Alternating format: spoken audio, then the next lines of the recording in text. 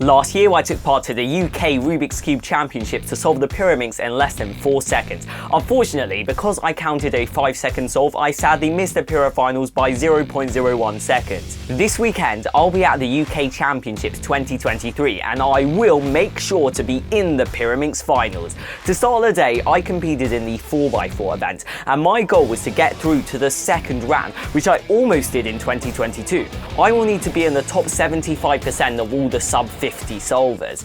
I decided to warm up with a 5x5, so when I picked up the tiny 4x4, I was ready. On solve 1, I got a 47.58. My second solve started quickly, but as the last layer was pretty difficult, I got a 49, still sub 50. Luckily, I got a super easy last layer case on solve 3 with 0 parity, resulting in a 45.82. Now the 47 is counting. My fourth solve is looking amazing. The centers were easy, the edges were easy, and my PLO case was just parity with no AUF, getting me a 38.61, which is less than 0.2 seconds off my current PR single. Still, it's my second fastest 4x4 solve in competition, so I was super satisfied. Going into the last solve, I was thinking too much about the great potential of this average, a shaky 55.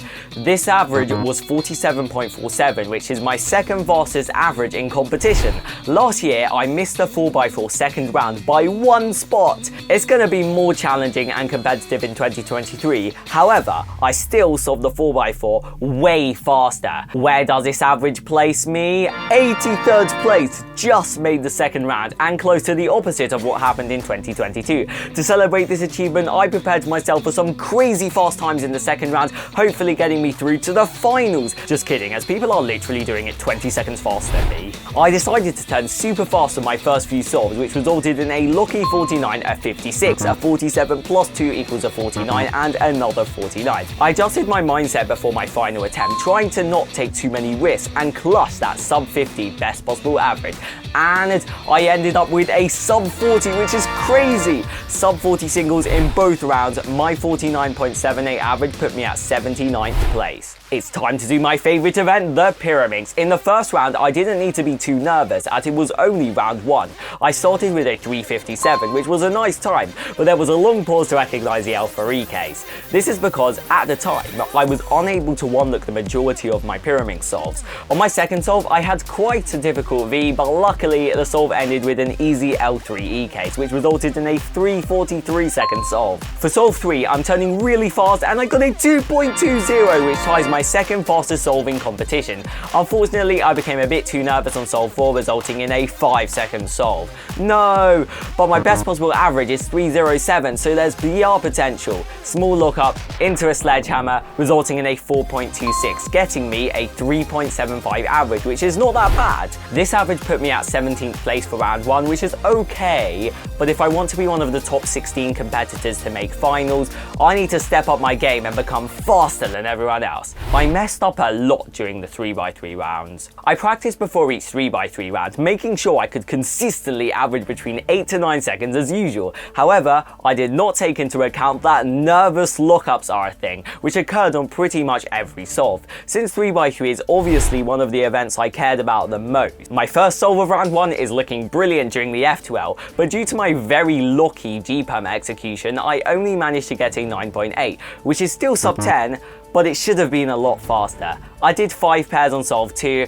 paused too much on the third solve, my fourth solve was looking amazing, a .00 into a J-pump to finish, and I got a 9.04, which is pretty good for me. However, I made too many mistakes on solve 5, getting me a 10.62 average, which put me at 75th place in round 1. I was very nervous going into the second round, as I knew that since only 75 competitors would make it through to the semi-final, I've got to aim to easily average sub 10, right? On solve 1, my TPS was looking amazing. I finally felt in the flow to get an amazing time, and 8.73 seconds is a great start for me, making me very excited to go into the second solve, which almost had an incredible start until I realized that my cross was aligned in the incorrect position, so I had to do M2 UT M2. It didn't work properly. After those moves, where was I? I completely lost the flow. It took me a while to get back into the F2L and solve the last layer, but hey, the worst solve in an average does not count. Next time, I will try to be a lot more careful during the inspection stage, so a mistake like this can't happen again in future. Of course, the whole time going into those last few solves, I was terrified of counting that 15. I messed up on the low 10, I then messed up again on solve 4, getting me an 11 plus 2 equals a 13.5. Now my chances of getting through to the semi-finals are close to 0. I was pretty annoyed. However, I decided that the best thing I could do going into solve 5 was to adjust my mindset and only focus on the quality of a fast solve. I got a full step 9 flat. 9 seconds is closer to what I expected at this competition. This all resulted in an 11.14 average, which is about 2 seconds lower than what I normally get at home, and I came 94th place, so I did not make the semi-finals, unfortunately. Despite underperforming, I still had the rest of the weekend to enjoy and get fast times, hopefully, especially in Pyraminx. After solving a 56mm GAN13 maglev slowly, I wonder if I'll be faster at solving a giant cube that is 35 centimeters. Thanks to Daniel Evans, CEO of speedcubing.org, let me do a quick solve to beat my 4-minute time that I got at Speedy in January. My strategy was to turn as fast as possible. I had a super quick cost +1. Then I got a pop. No, I had to put all the edge pieces back in and carried on the solve. Then got another pop, another pop. For most of the solve, I was just fixing pops. Even when I started to deliberately turn extra slowly towards the end of my solve, but for some reason, pieces were still falling out very easily. Can I get sub 4 minutes? It took me 10 minutes and 6 seconds to solve it, which is much slower. I then went to the opposite extreme of playing with a 1cm Rubik's Cube, which cost £6.95 on speedcubing.org, and I got a time of 2 minutes and 13 seconds. Speedcubing.org is the best place to buy speed cubes and twisty puzzles, and make sure to use the discount code SpeedyGoneCuber5 for 5% off any orders. Back to competing! For Megaminx, I got some good times, especially in the 53 that I got in round 1 and the 52 from the second round, but in both rounds I averaged over a minute. For one-handed, my PR average is 16.82 seconds, but in both rounds I was struggling to solve below 20 seconds. This is normal for me since one-handed isn't really an event I focus on that much, but it was nice to take part in 2 rounds of the UK Championships and get a couple of sub-20s. For the Scube event, on my first solve of round 1, this happened. Look at how fast I did the head, resulting in an amazing 3.78 PR single. I then got a 6, another 6 and a 5. My final solve could have made this a better average, but due to a pop, this was a DNF. This resulted in a 6.12 average. This was easily enough to make the second round, where I got a very similar average of 6:11 seconds with a 4-second solve. Just finished Cube, and by the way, Daniel Evans can solve the largest snake in under 15 seconds. I wondered if I could get sub 15 as well, but I didn't have as high TPS, so my time was 40 seconds. Let's now switch to the super fast event, which is 2x2. In the 2x2 first round, I was barely sub 4. In the 2x2 second round, it started to look amazing. Whoa, a 3-look solve got me a 3.35. Then I had an easy first layer into CLL, resulting in a mid 2. My third solve is looking just as fast, with one of the easiest last layer cases to finish on, 2.39. That is 0.01 seconds slower than my current PR single. Now the 2.52 was counting, so I already knew that this 2x2 average had a lot of potential. On solve 4, I managed to solve the 2x2 in 3.62 seconds. My previous PR average was 3.22. Since my worst possible average at this point is still sub PR, the final solve didn't matter that much, but it was still nice to end this round with a pure sub 4 average of 3.16. 43rd place is not bad. Now it's time for one of the most crucial rounds of this competition, the Pyraminx round 2. In the first round, I came 17th place, but to make the finals, I would need to appear in the top 16, so I need to solve fast. In 2022, I missed the Pyraminx finals by only 0.01 seconds, so here's my opportunity to make a huge comeback.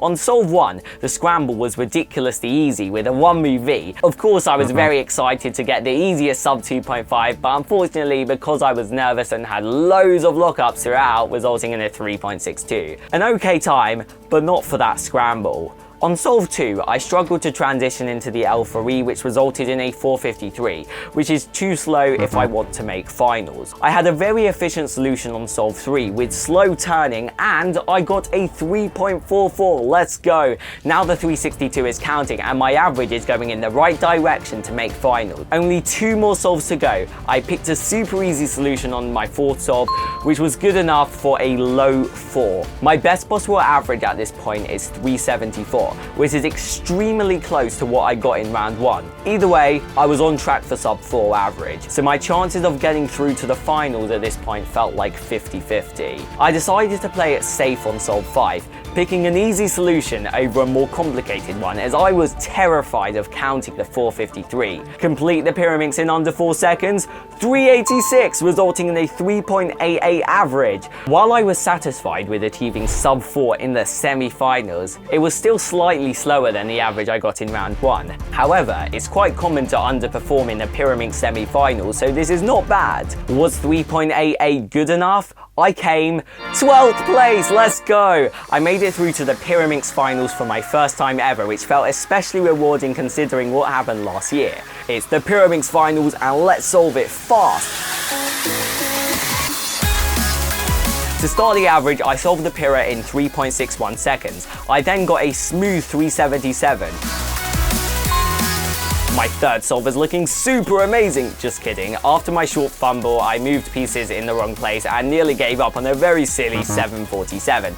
God, I hope that's not counting right. I then managed to get another 3 threes in one average, and 3.38 is my quickest solve in the finals so far. For my very last solve of this cubing competition, solve like SpeedyGoneCuber, I would have reached my 3-second BPA without the +2. No, never mind, as this average put me at 11th place, which is the best I've ever done in any round of a championship, which is an amazing way to end this competition.